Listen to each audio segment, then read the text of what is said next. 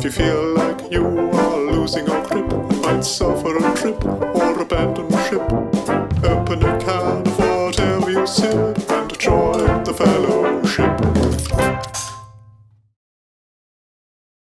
I'm here with BT. Yeah, it's great to be with you, Christian. Yeah, all the way so over nice in the to United States of America. Yeah, welcome. Thank welcome. you, man. I mean, if you're not familiar with BT's work, the term polymath is thrown around too much these days, but definitely applies to you. That's nice. We Thank always you. have a gripping view about. I mean, I would say you're not only a composer and a musician, but you're a technologist, have been heavily involved in music tech and other tech. Yeah, absolutely. I mean, it's it's funny because as a kid, like none of these interests made sense. Yeah. And it wasn't until true. It's very true. Like, I was a kid that was interested in music, obviously composition, went to conservatory, all these kind of things. I was very interested in math and programming and computers.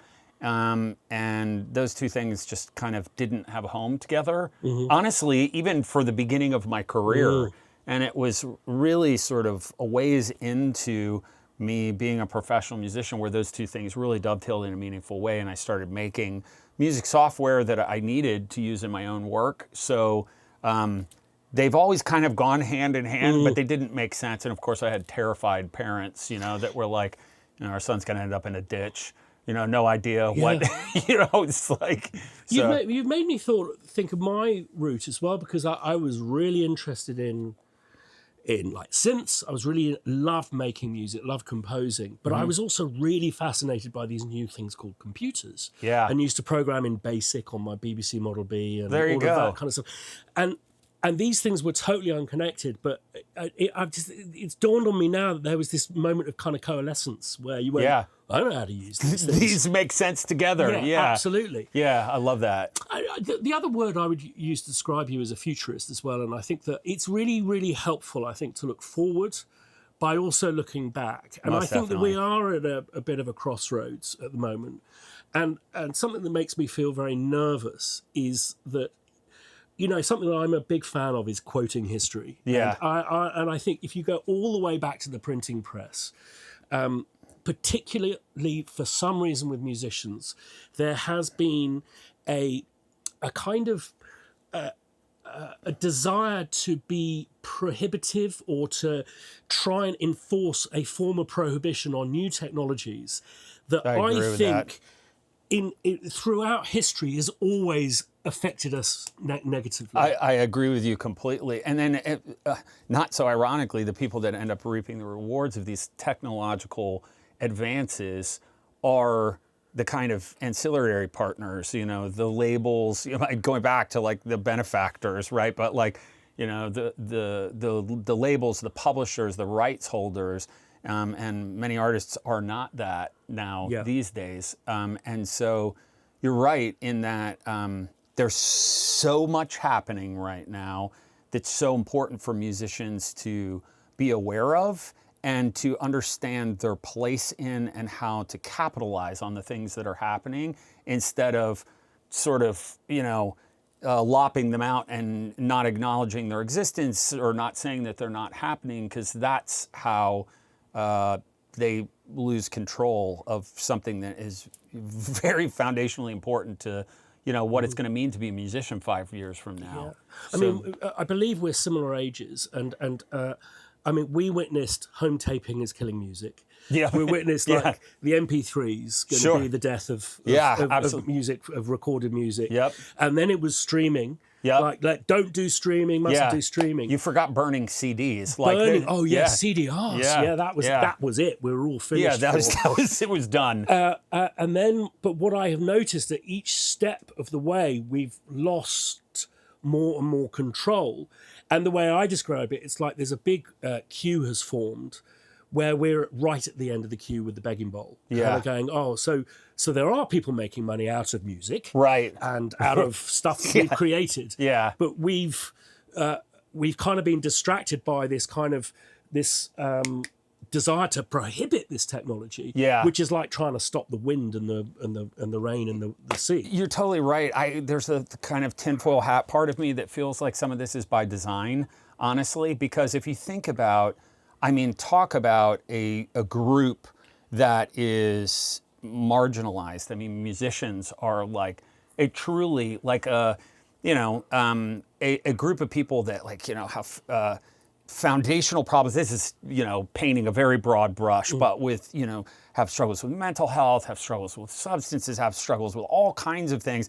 And it's like, to, you know, dangle all these carrots. Oh, you got to be, you know, doing all of your social media. Oh, you got to be preparing for all of your own shows and doing your own promotion. It's like the diffusion of focus of musicians now kind of obfuscates some of the things that are happening just in plain sight with generative models, some of the things that we've been talking about today, and how those things are being trained. And it's feels in some ways like it's sort of by design, you know? Yeah. So then when musicians do look at it, they just shake their fist at the sky and say, oh, this is horrible and this can't happen, when in actuality, there's a lot of ways that people could be participating in some of the things that are happening right now that would serve them in a really great way too. So there's so much shifting sand at the moment insofar as what's allowed, right?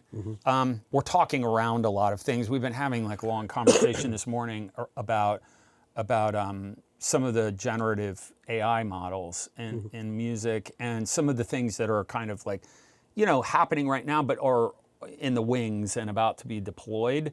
And just talking about and thinking about ways that, you know, we're musicians at our core. We want music to exist. We want musicians to exist. And I think the difference in what's happening right now in this moment to what's happened at other times in history is that at other times in history, an MP3, you could think of it as a tool, right? A CD as a tool.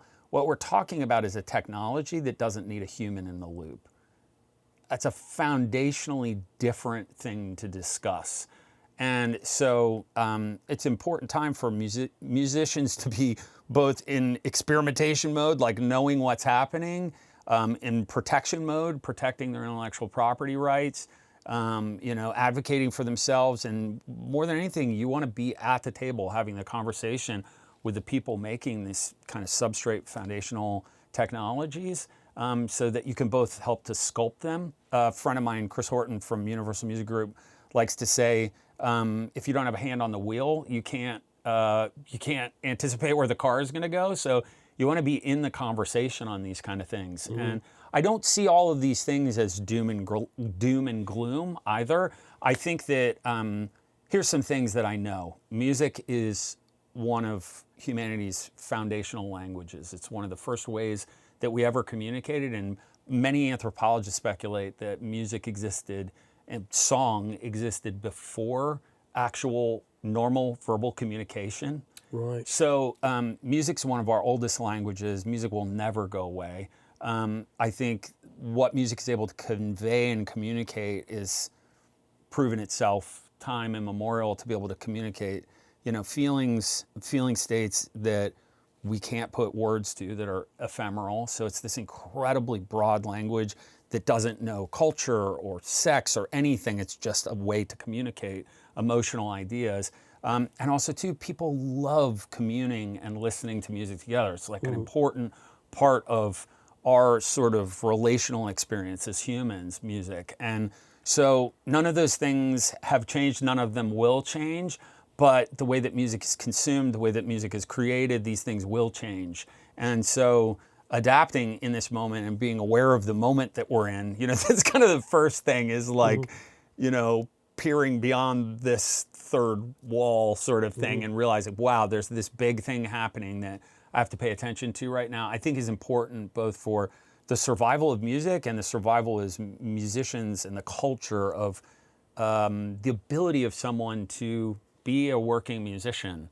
So it really is, it's a wild moment to be living through. Let's just break for one second. I just wanted to say that BT and I are going to have a little bit of a chin wag, probably for another about 5 to 10 minutes.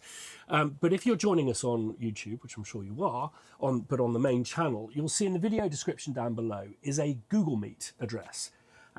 That's your opportunity to join the fellowship. It doesn't cost anything, and you don't really have to speak to us if you don't want to, but it'll give you the opportunity to join us in the conversation, ask BT some questions. Oh, that's cool. Yeah. Oh, very cool. So we'll switch that on in about 5 to 10 minutes. But this is absolutely fascinating thing to say. I mean, should we not just fight it and just go no? Should we release albums with nothing but silence on? I'm being controversial. Yeah, and get in trouble with John Cage's estate. Yeah, that's right. Yeah. Well, here's what I think is, I mean, it is very interesting to pick apart what's happened, right? And so let's do that, because that's like a good place to start. So what's happened? What's happened is people have made generative music models by scraping the open internet in one of the most irrefutably remarkable and flagrant cases of intellectual property infringement in all of human history. So these companies that have made generative music models have trained on all of our music, all of it. And in fact, just because I'm interested in these kind of things, going back to the beginning of some of the models, it was very easy to get them to overfit. Overfit is to get a model to spit out what's actually been put into it. So not some kind of slightly different, varied kind of, it's a bit close to that. Like actually get it to put out one of the things that it was trained on. I was able to do that with just about every generative music model there was. When there were less rails on it, then they started doing clampdowns on embeddings, so you couldn't conjure artist names and stuff. So at any rate, these companies willfully infringed on every living artist's intellectual property rights. That happened. It's irrefutable. They wouldn't even argue that, especially behind closed doors. And sadly, many of the people that made these technologies know nothing of the joys of making music. So they're not musicians. So all of that is true, right? And we can use that as kind of a frame, right? And so many people will say, I remember talking about going way back, playing around with the earliest Google notebooks of diffusion. This is kind of pre-COVID, visual diffusion, taking basically like a noise and then kind of dithering out images from it, right? And seeing these things and you'd say, oh God, the fidelity's so bad. And then, leap forward to, we have things like Grok and Midjourney and these kind of things. And now even generative video models are so incredible. Same thing with music. I mean, this is in such its infancy. We're like 2 years into this arc, right? And so I kind of think of it as like Nintendo 64 or Atari 2600 Pong. It's like we're just in the infancy of this. So I hear people, musicians saying, oh, it sounds like bad MP3s. And like, yeah, give it 6 months, right? And especially too, once, there's stems available to these, they've just scraped MP3s from YouTube and, Spotify and trained on those things. So at any rate, all of these things being said, we now live in a world where this is possible, right? And so what does that mean for musicians? I think it means, it means a lot of different things. And I want to kind of go back to your question because it's a very important question is why don't we just say no, right? Is because we can't. We can't. And that was by design for sure. Really? Yes, absolutely. So, many of these companies, their first teams that they hired were legal teams. So, they were hiring, 6- and 7-figure lawyers as their kind of founding team, not just developers. And so, baked into their business model was to speed run the music industry and intellectual property rights holders, to have a war chest where they could effectively pull certain artists into the fray to say, hey, it's a cool thing, look at this shiny, cool new thing. And not to say these things aren't cool, we'll get to that in a second. And then to litigate their way to success. So to just outrun it with money, basically, right? And it's really shady, a really shitty thing to do, honestly. And Whereas, like, just like with streaming, you know, if Spotify had just said, you know, $10 a month, that's what it's going to cost, they could have paid really great streaming royalties to everyone. But instead, and that's a whole nother episode, you know, they went pre-IPO to all the record labels and said, hey, what if we do this deal for this special new thing that no one's heard of, and we'll give you IPO shares? And none of that trickles down to the artists. It's a similar kind of thing, but here they even lopped out the intellectual property rights holders, including the publishers, the labels, and everybody. So we're in this kind of litigation no man's land, and there's this new tool, right, that exists. We're not going to litigate this thing into oblivion. That would be myopic to think that that's even a possibility, because it's too cool. Like, what is possible is really actually interesting. Now, anybody that's played around with any of these things will say, yeah, it's just kind of basic BS, pedantic, you know, middle of the road AI slop. Yeah. Right? And I would argue that that's mostly true, and all it takes is fine-tuning these models with really interesting music, and having the stems to augment the fidelity of them, and you're going to have really musically interesting material coming out of them. So these things will happen, whether American companies do it or it happens abroad. You know, there's some countries that are incentivizing, you know, people to come in and work there, and they're doing it by diminishing intellectual property rights laws so people can train freely on whatever they want. So there's the whole political thing to all of this. But we live now in a world where this is possible. And so what will differentiate human musicians and musicianship and human created art to people typing a sentence and making a piece of music? And that's a big question, and that's a question that will be answered over the next several years. I like to think that what this means is that people that have wanted to make music their whole life and don't have the training, the skill, the knowledge, the ability to do it, will be able to make things that entertain them, right? And I think that that's actually a new audience. So, you know, the music creator audience, let's say it's several 100,000 people to several million, right? It's estimated that there's an audience of about 1 billion people that will want to make music, but will never study all the things that we've studied, right? Those people will be able to make music now. So there's a dilution effect that will happen with something like that. And also, too, in some ways, I think it makes human artistry more meaningful than it ever has. And so, you know, again, the language of music will never go away, right? Music as it is kind of a group experience will never go away, but these tools will have an impact on who and how music is created. And so, you know, I like to think that we're going to see virtuosity being, like we were talking about before, that being something that's really embraced and rewarded.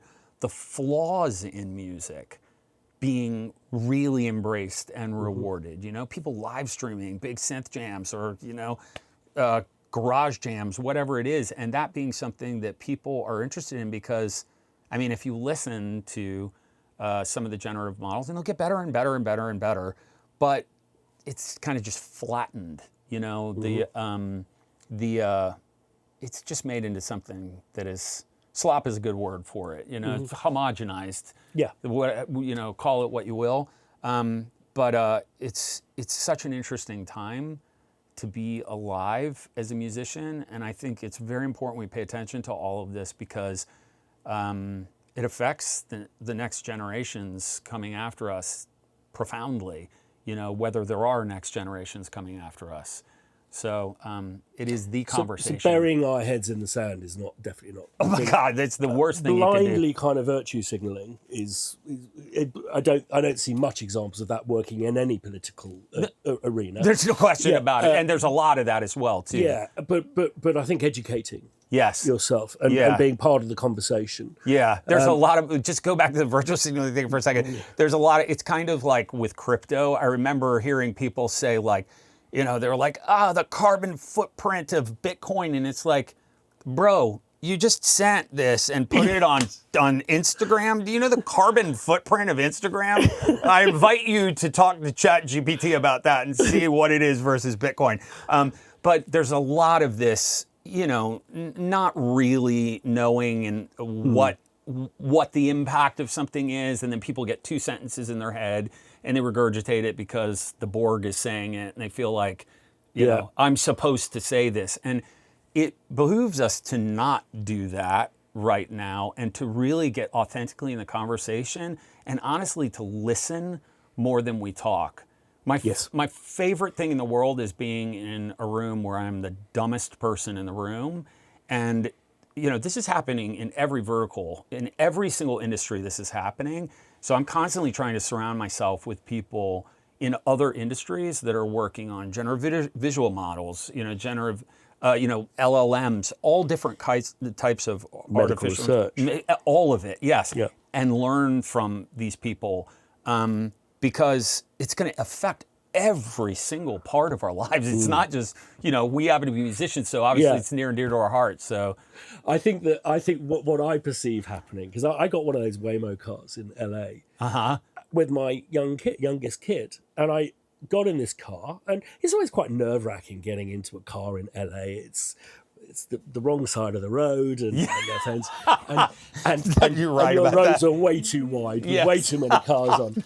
And I just got this sense of, this is just way safer than a human. Yeah. So fuck drivers. Right. Yeah. No, I want AI for my stuff. Yeah. I don't want AI in my job. Yes, exactly. Yeah. There's a lot of that, honestly, too. You're like, you start thinking like, oh, wow, could you just leave this one alone? Yeah. And you can have all the other stuff. But this will affect every part of our lives. It's being used in Nashville. It's being used by... You would be shocked. I mean, some of the things that, it's funny, and I don't want to say who this is, but somebody that owns a very large sample company, we're talking about, he's friends with a lot of the composers, and was saying, I know for a fact that this was used on this show, that this was used on, so people are using these things already, and they're not talking about it. And then you get into a situation where it's like, people churning out things faster than you can manually, and so it gives a competitive advantage. So it's a bit of just a cluster cuss of things to figure out right now. But it's why we need to be talking about these things. You know what I mean? Yeah. So should we invite you guys to join us? If you hit the Google Meet down below. Now we've kicked off talking about AI and data scraping and all of this kind of stuff. Obviously, BT's got this amazing career behind, during, and heading into to talk about. But I do know that you're very much a technologist, and that is why I wanted to bring this up, because I know that also you've been really ahead of the curve on this, monitoring it, saying there's some really interesting stuff ahead. Yeah. We've not seen each other for maybe 6-7 years in person, too but long. I remember you kind of going, you got to keep an eye on this stuff. Because it's some really interesting things. Interesting, not necessarily being good, not necessarily being bad. I just wanted to share one thing that I think maybe is important to say, but that you shared with me, is like, some days you wake up going, this is exciting. Yeah. Some days you wake up going, it's all over. Yeah. No, it's a very bipolar sort of reaction to this stuff. And it makes sense. I mean, the thing is like, one of the CEOs for one of these generative companies said, one of the most ignorant things I've ever heard in my life, you probably heard it, it's been very quoted, said like, well, nobody really likes making music anyway, it's hard. And you're like, wow, it just shows you that the people making these things are not musicians themselves. It's like, it's because musicians moan about it all the time. That's why. We absolutely love doing it. We do like having a good moan. Oh, don't make me change my oboe part. We do like having a good whinge. This is true about musicians. Our collective man. I'm just getting changing the thing. You carry on. Yeah, but it is one of the greatest parts of making music, is the discovery and like the failure and overcoming, and these parts of it, like climbing your way up the hill to making something that's meaningful that you want to share with other people. And so if you introduce an instantaneous gratification into that, it becomes a very, very strange thing. You know what I mean? Yeah. It's because then you're just like it's sort of the equivalent to doom scrolling on, Instagram or something, or TikTok, where it's just all awesome. And you're like, I don't know what to look at. Yeah. You know what I mean? You have to, part of the reward of making music is failing. It's part of the reward is making things that suck and then kind of working and massaging it into something that like, oh wow, this is making me feel something. Okay, and now and more and more and more until finally you have something that you want to present, share. We've got to have some album fillers. That's true too. Yeah, exactly. Yeah. So does anyone have their hands up yet? There's a little logo where you can just stick your hand up. And we're a little bit far away from the screen today. Usually I have a big old screen so I can see what people are saying. So maybe Alan or Simon, who are back in Edinburgh, you can maybe say who's going to speak next. Would that be okay, Alan? Yeah, sure. This is such a cool thing, Christian. Yeah. You just invite people in. I love it. Hey, Alan. How we doing, guys? Yeah, really good, really good. Good, man. Just wondered if there are any questions come up yet. Has anyone got their hands up? I can't really see the screen from here, so apologies for that. We've got a couple of community questions. Yeah, sure. If I can find them. So, the question is, will there be an Atmos release or Blu-ray to follow the recent remaster of the Binary Universe? Yeah, that's a great question. So, and an interesting one too. So, we've talked about it, and this Binary Universe was written in surround. So it's the first thing that I actually wrote in surround. There's some really cool, interesting stories around it. I made Break Tweaker as a surround sound drum machine that did all these crazy microrhythmic figures for that album. And because it was written in surround and not in Atmos, you can see I have no up channels in here. I don't want to tear the ceiling up. I plan on writing something in Atmos at a point. We just, the video game I just scored, the new Mafia game for the Hangar 13 Rockstar folks, we mixed in Atmos. It was the first time I'd mixed properly in Atmos, not in this room. I loved it. I'm going to write something in Atmos. It feels like a little bit sacrilegious to me to take that record and to just throw things in the up channels just to do it. So if I do it, it's going to be very volitional, and I'm going to sit down and properly do that. So we'll see, to be determined. That's the long answer, but No. that's the truth, is to be determined. I could have my arm twisted, maybe. It sounds like fun. I just finished a 2.5-year project in Atmos. Nice. With good chip, it's probably about 12 hours of music Wow. that we did for it. And I was grumpy old farts about Atmos. It's like, why do we need? And then I walked in on the dub, and it was a beach scene, and they had some seagulls in the sky, and I went, oh yeah, maybe. Yeah, So, I don't know, get from it. a musical Yeah. point of view, the tambourines and the fucking piccolos can live up there. Yeah, that's fair. Yeah, I love it. I love Any it. other questions? I'm just fiddling with our view here, just to get the best possible view. Any other questions, Alan?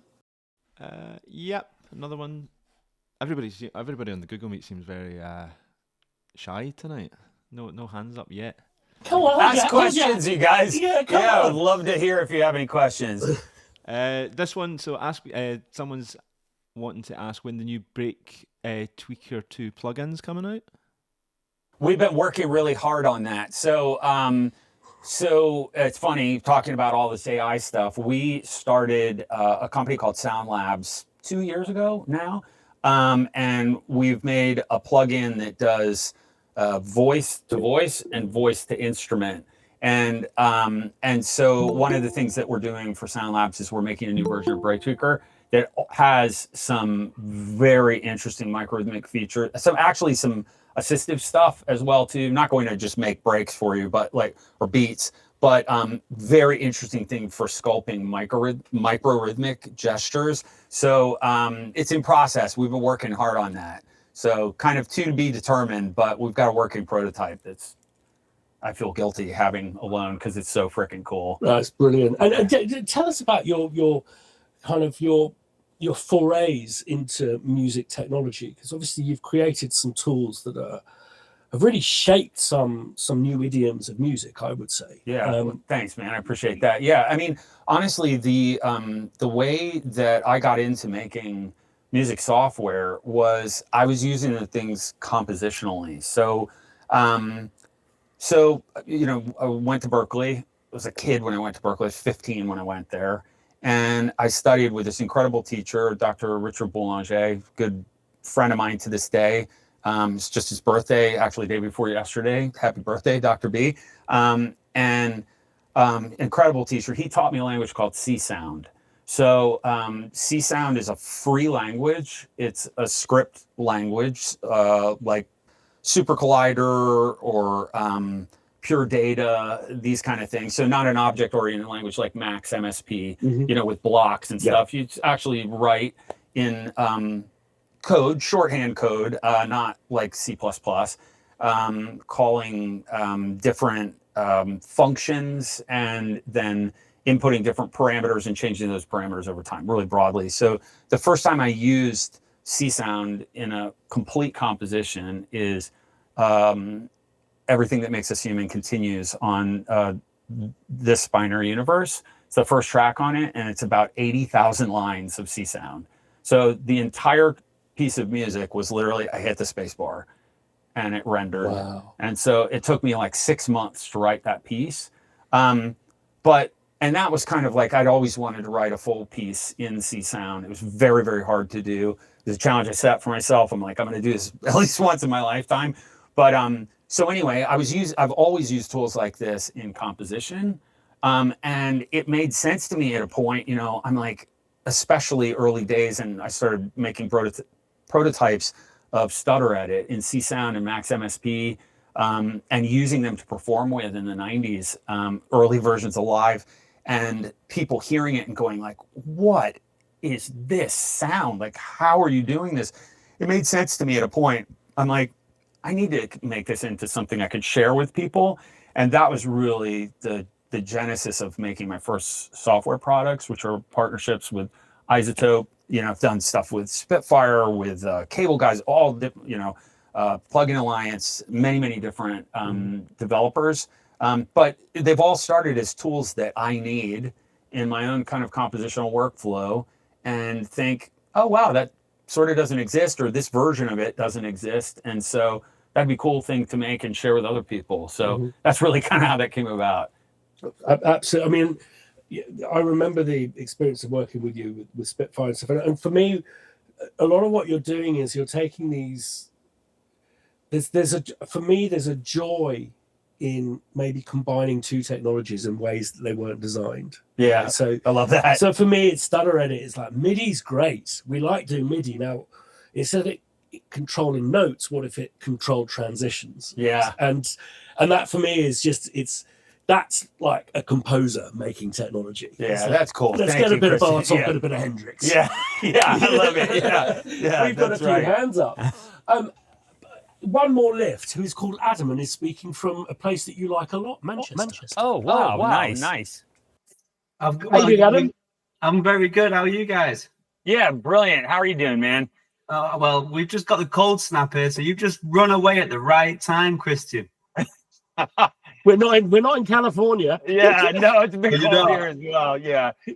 Well, you just touched on it there. Do you see yourself needing a tool or an instrument which you might find Christian's team at Crow Hill actually stepping in and helping out on? Because you've got to have been the one thing in my list of Spitfire instruments that stayed in my box the longest. And I'm like, I really want this. I really, really want this. So are you going to do something? I would love that. Yeah, we actually were kind of talking about that today. One of the first things the very first thing I said to Christian was congratulations to Scotland, because wow, World Cup, 28 years running, finally made it back. So that was all the rage this morning on BBC Two. We listen to BBC Two every morning. At any rate, yeah, I would love that. I mean, like, I love what these guys are doing. I think that the stuff that Christian's making with Crow Hill, and I'm not saying this because you're sitting here, this is like, I've given this speech to many a friend, is very, very, very unique. And, kind of both top shelf and unique. They're like not things I have in other libraries. So yeah, I would love that. Yeah, love It's that. going to be filthy, though. Yeah. It's gonna Oh, yeah. That's That's correct. Dirty. Charles, this is the greatest voice in mankind is about to speak. Okay, I can't Hey, wait. Charles. Can you hear me? Yeah. Yes. Wow. I just looked at your site, BT, and I'm interested in, let me see if I'm reading this right. Training voice models. I think that's one of the categories.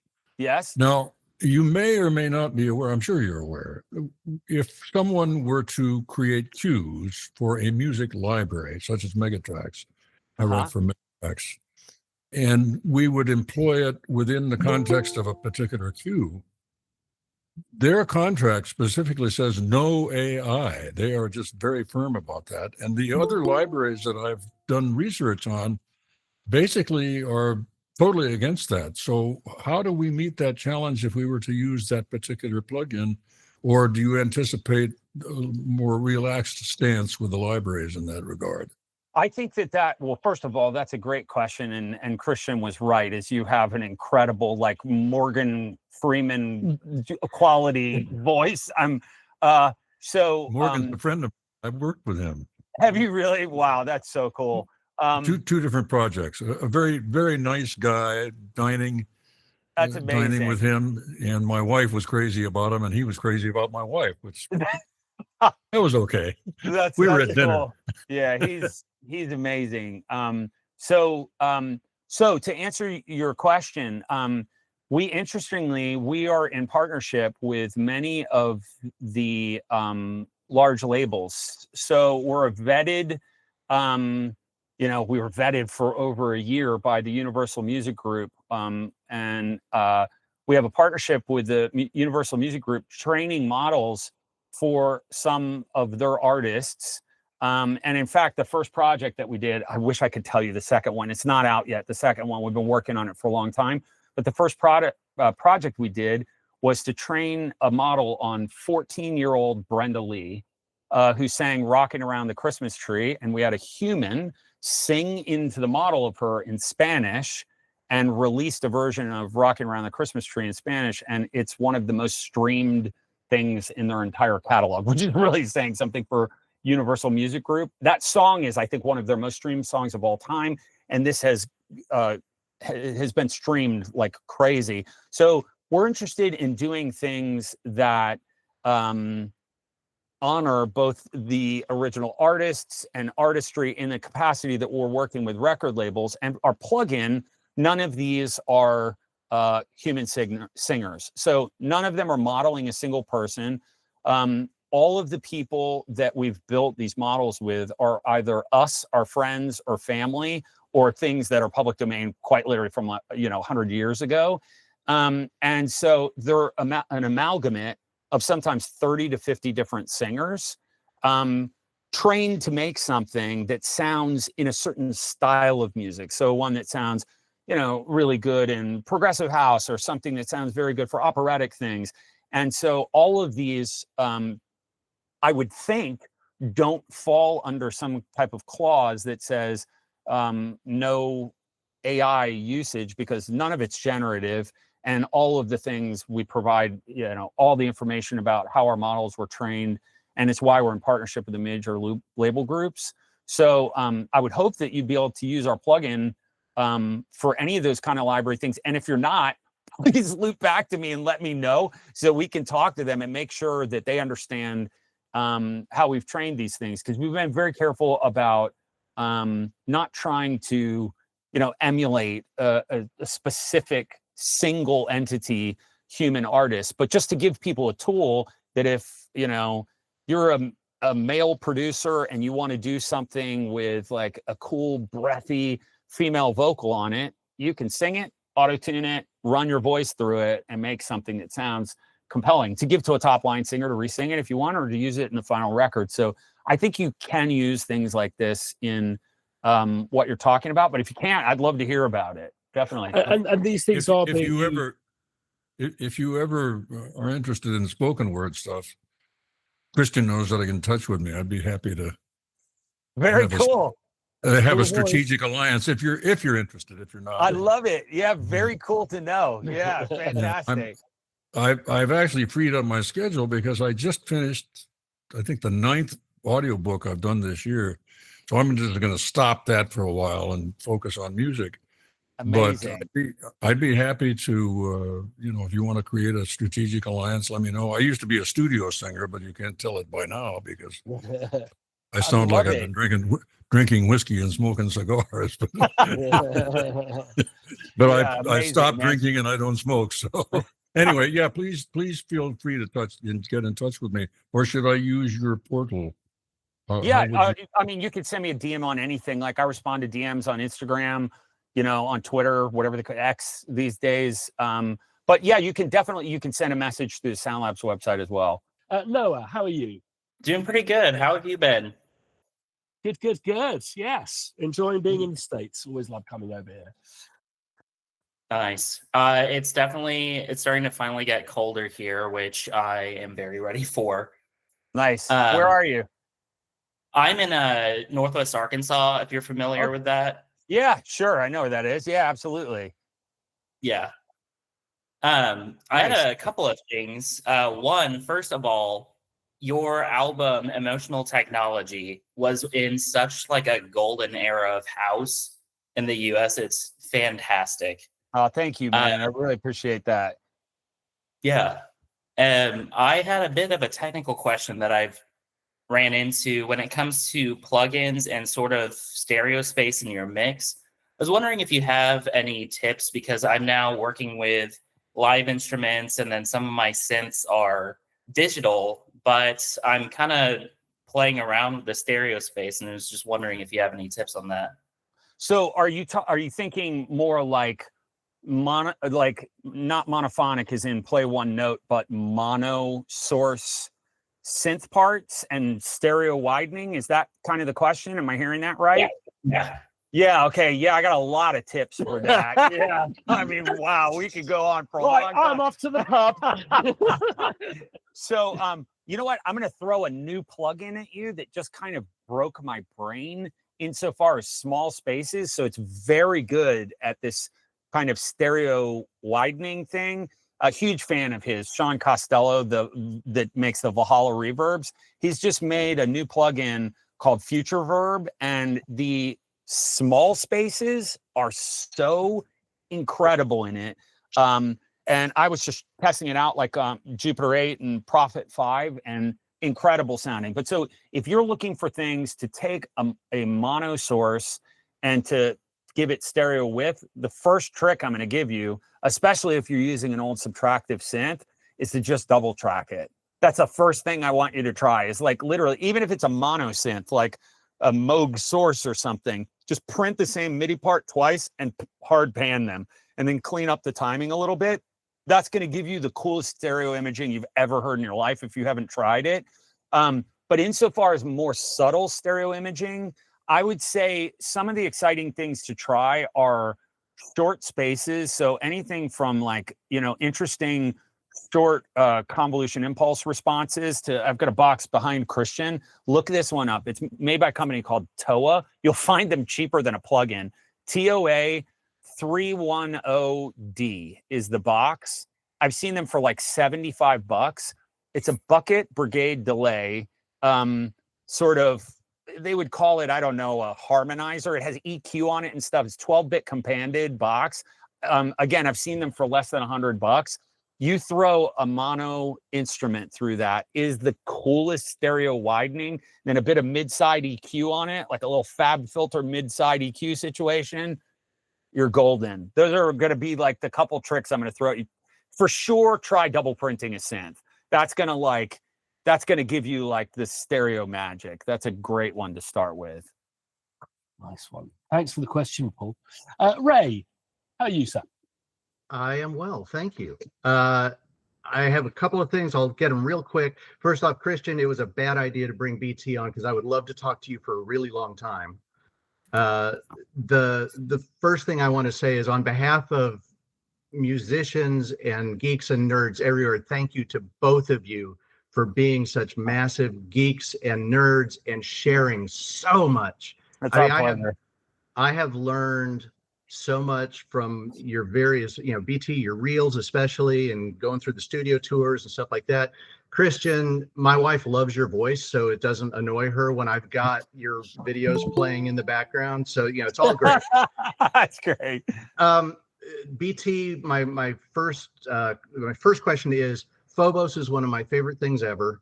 Oh, that's nice. Did you have any other ideas for convolution that are still rattling around that you wanted to mess with? Was it a dead end? Just because I still love it, I still use it, but it's like then it just stopped, and I was hoping to see more eventually. But well, honestly, it's funny because I was talking to the Spitfire crew about that recently, and we were talking about the possibility of making that into an effect, so that it's something that you can just pass audio through and use as kind of this very complex vocoder, which was probably the two most requested features for Phobos were that audio input, and then the ability to add your own IRs to it, right?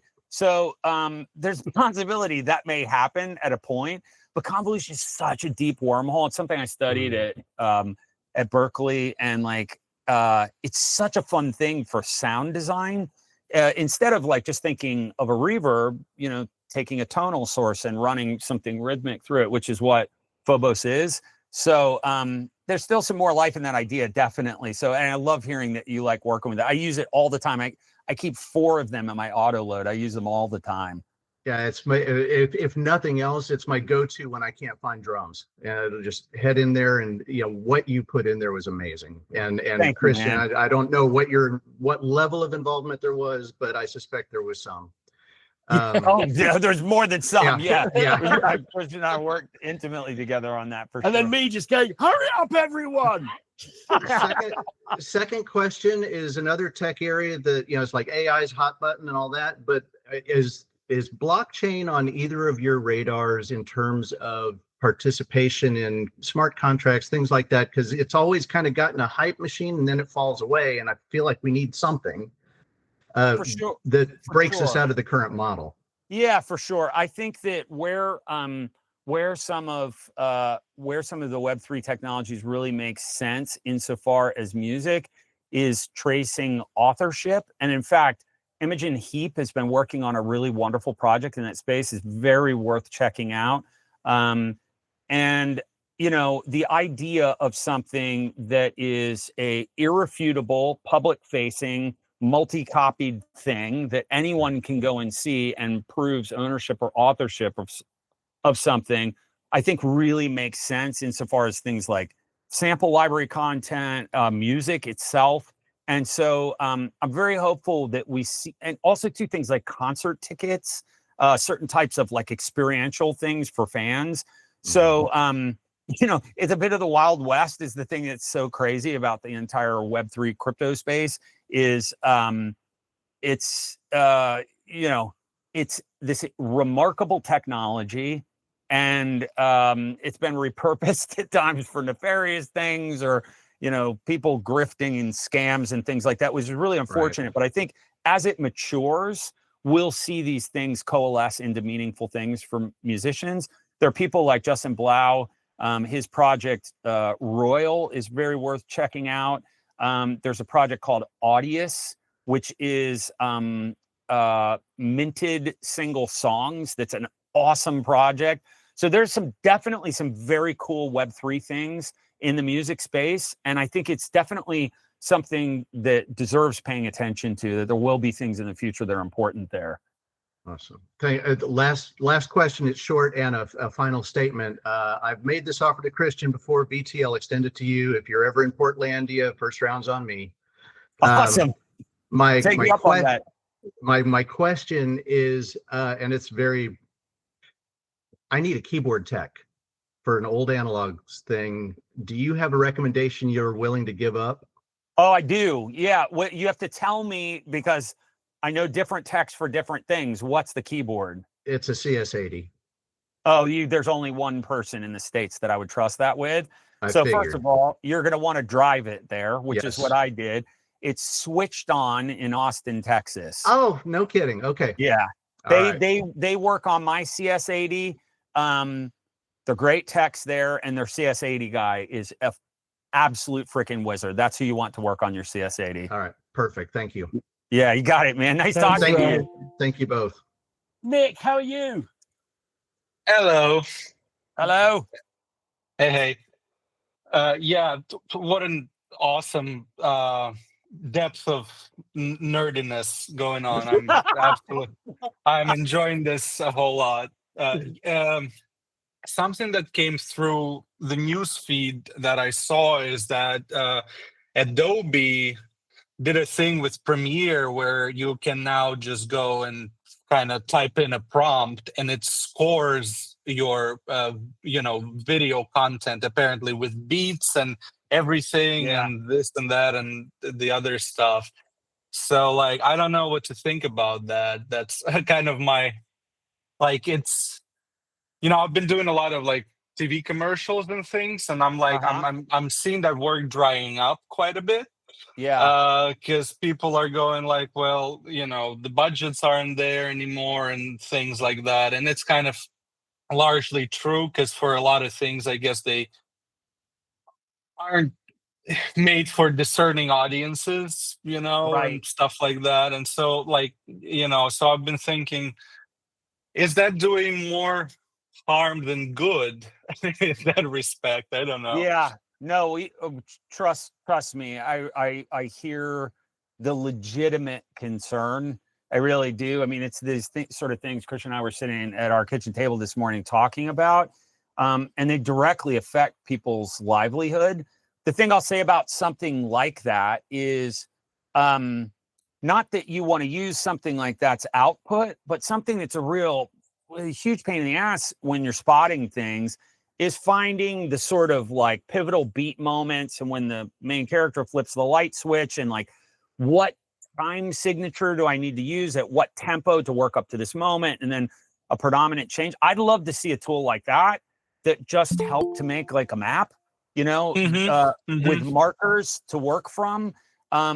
So, I mean, using something like that and not using its output, but using how how it's arriving in places, that might be a very useful tool to get, we all get writer's block to an extent, and even just using kind of not any of its audio output, but kind of the rhythmic backbone of like, oh, it's in 6/8 up until, 30 seconds. And at 30 seconds, this dominant shift happens and the tempo changes. These kind of things I think would be really useful for composers as assistive tools, right? Like when we talk about AI stuff, the part I'm really bullish on is assistive AI, right? Like, you've got 3 tracks of, big guitar stack and some, very dramatic high strings and drum overheads, and all the spectrum is clashing for all of them, right? Like, yeah, please give me an assistive AI tool that helps to, spectrally sidechain all of those tools together. That's something that I really need as a human musician, right? I don't want you to write my string parts, my guitar parts, and my drum overhead. I just want something to help sculpt these things together. So I think some of it, and it's what Christian and I were talking about, is like being aware of these things, right? I hear that like that, it sounds like is affecting like something very specific that you're involved in. I hate that. And I love the idea of you learning these things so that you can deploy them to be a more effective human musician. You see what I mean?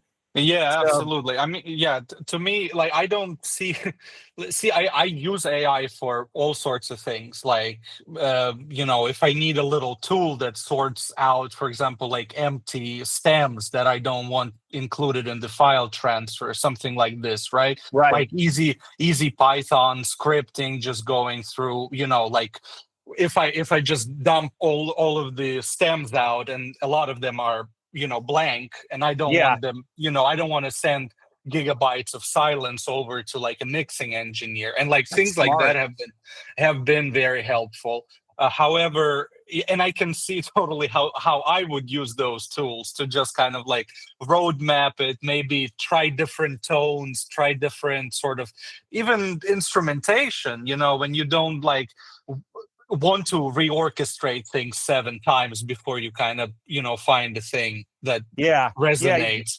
Yeah, definitely. I mean, I think that these things will go in a direction for us, for human musicians, that are actually really exciting, where we can take and flip a drum track into taiko drums instantaneously, and it's not some, you know, horrifically trained on all human material sort of thing. It's something that's made by musicians, where all the human musicians were paid for their work, and they go into the training set, and it's, you know, so I think that it's going to be a mixed bag, and it's down to us to be aware of these things and find ways to use them that make us more effective composers. I think, you know, it's a fine line though, and a slippery slope. And so, you know, I myself will never fall into the wormhole of just typing a sentence and releasing something. It's kind of unimaginable to me that we're starting to see some of that, but you know, I brought this up earlier on the podcast about, I read this Reddit post that went into depth of like this guy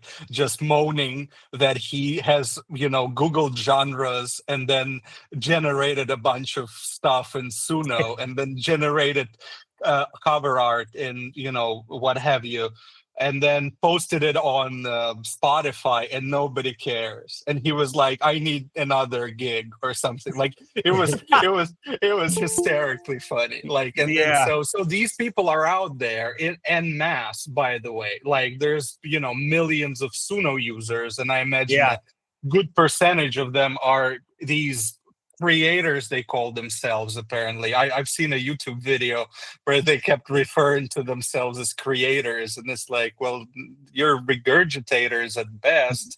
But anyway, you know, sweet sentence, bro. I think the thing that I will go back to is speaking to Russell Emanuel, the head of Extreme Music and Bleeding Fingers. And he just said that we perceive it as a fresh new competitor in the marketplace. And I think the thing that happens when new competition comes on, I think you and I are of a certain age where, you know, you see new kids on the block. And the ones that are the most annoying are the really good ones. Right. And then the impact that that's always had on myself has been actually, I've actually just upped my game and got better at it. And I just really do. I feel so strongly that we really need to pull away from the way that we've been making music to be a differentiator.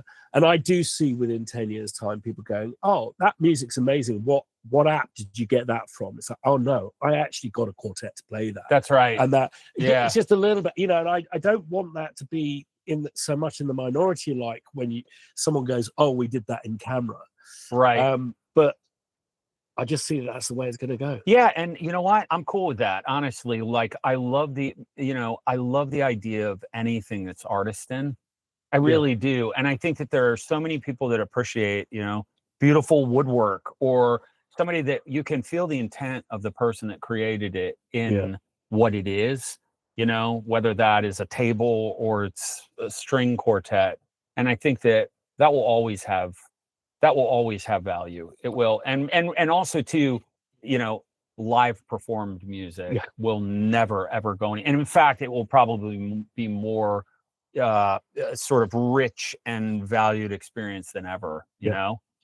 So we need Congo Square style jam sessions everywhere. I love it, man. I'm here for that.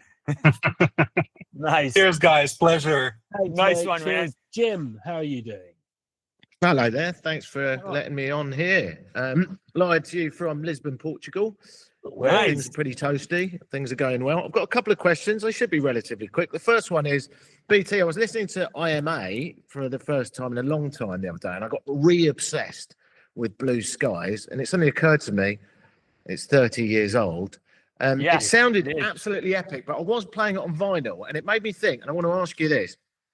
If it was recorded today, it'd probably have a sort of broader spectrum of sound, even though it sounded amazing. Is there any thought in your mind of going back and redoing any of that work and pushing it through new technologies?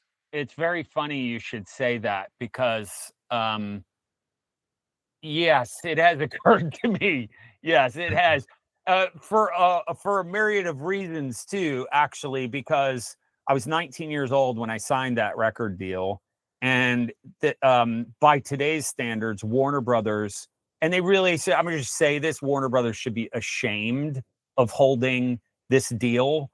To this day, I'm in an in perpetuity deal for my first album where they own it forever. Oh. I was 19 years old when I signed it. They couldn't, that a record deal like that is illegal to even propose today. So a legal restriction of trade, isn't it? That's exactly right. Yeah, they've made it so they can't even do deals like that anymore. So for that reason alone, because I would like, my family to have that album at a point, I'm going to re-record it. But also too, EMA and ESC, my first two albums, it was a real learning period for me. And it was like things really locked for me around movement and still life.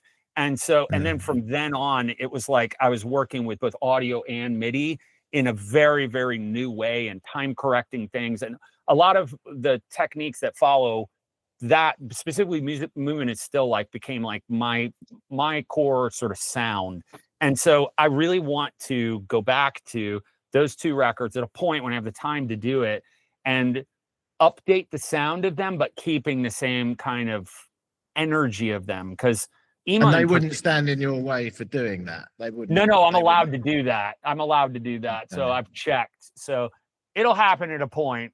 Taylor's version coming to you soon. That's right. Yeah, I need to clone myself, but yeah, I don't have it at a point. Yeah, thanks for the question, man. That's nice. Yeah, anytime. And if just a quick one on the edge of that as well. Thanks for the answer. Is I looked at your website and I can't see anything about any upcoming tours. Have you got anything live planned? So we've been so focused on our Sound Labs project that we haven't been touring, like officially touring, for the last about 18 months.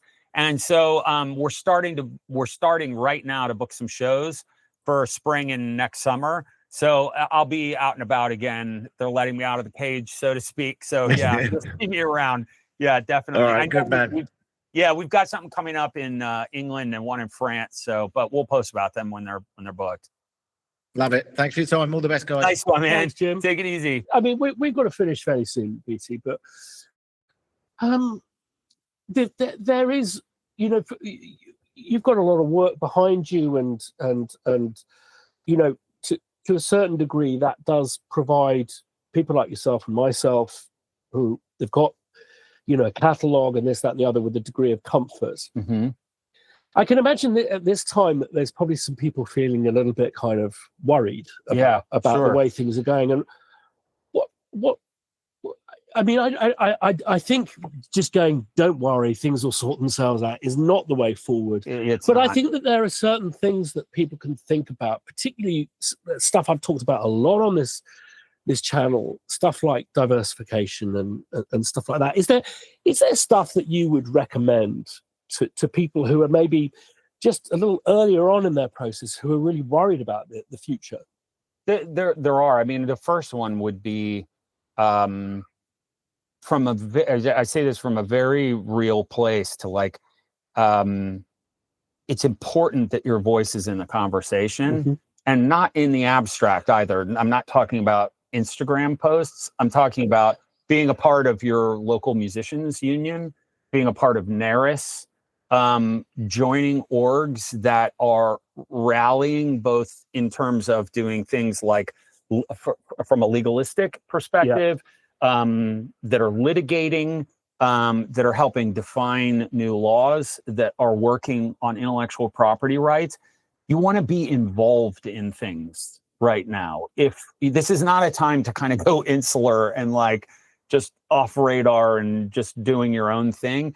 The music community, for what it's worth, is a really remarkable bunch of people.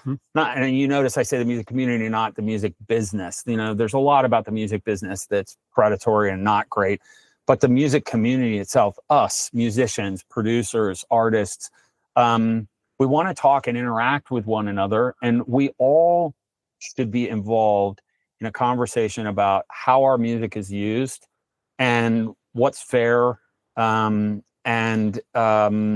also too helping you to sculpt the future of what happens with some of the technologies that are being deployed right now. All that being said, playing an instrument, studying music it's more valuable in some ways than it ever was, if for no other reason than you end up working, in a situation or with a group of people that are building these very tools. So I think that it's important to just be open, and not, use this moment to shake your fist at the sky, but to say, how can these things help me? What's fair? How can I be in the conversation? And it's not to say, like you said, everything is sort of, rainbows. It's like, it really is a time to be involved in the conversation, especially if you care about music the way that we do. And I'm sure that you guys do as well, too. Mm-hmm. So, yeah, this is the time to be involved. And you and I have witnessed some paradigm shifts, haven't we? In the birth of making music in your bedroom. Yeah, absolutely. Computerized music, to a certain degree, sampling. And the one thing that, I sorry if I sound like a stuck record, I get fearful about musicians feeling the way forward is to be, in the truest definition of the word, Luddites. Yeah. To rebel and to try and put forward some form of prohibition, where actually technology has historically often led to huge cultural changes. For sure. Where would hip hop be without the sampler? Exactly. And It doesn't the sequencer. exist. Absolutely. Yeah. And we are going to see some things like that as well, too. Like this as a creative medium, able to do things that are like actually unimaginable right now, so I mean, just the idea of like in painting, for example, if we did have an ethically trained model and you're stumped on 2 bars of a composition, to be able to in paint something in a completely wild, we were talking about Talk, Spirit of Eden, this kind of through composed idea, like I want to just in paint something. And it gives me this wild idea. And I go, oh, wow, this bit, I want to use this completely different instrumentation or harmonic language in this kind of part. So these things as new tools are going to I love the analogy of sampling and hip hop culture. Mm. There's going to be emergent things out of this that are really, really positive as well, too. But the good news is, I can tell you for sure, humans making music and music survives. Mm. Full stop. I love what you said earlier, that some anthropologists think the music came first. Yeah. That sung cadences were some of our first vocalizations and interactions because they can be heard at a distance. Yeah. Well, I think on that rather poetic note, we'll draw it to a close. Nice one.